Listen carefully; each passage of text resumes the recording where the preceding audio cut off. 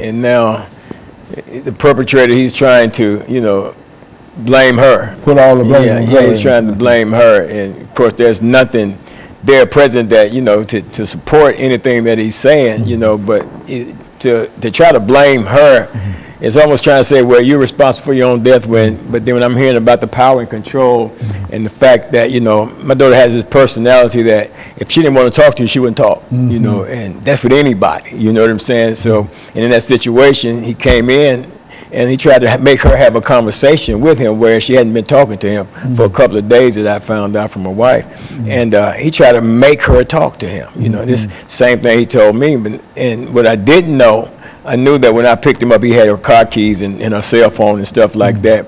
But what I didn't know was that she was, until I heard his testimony, viewed his video testimony, that she was actually trying to leave. And he came out of the house, her house.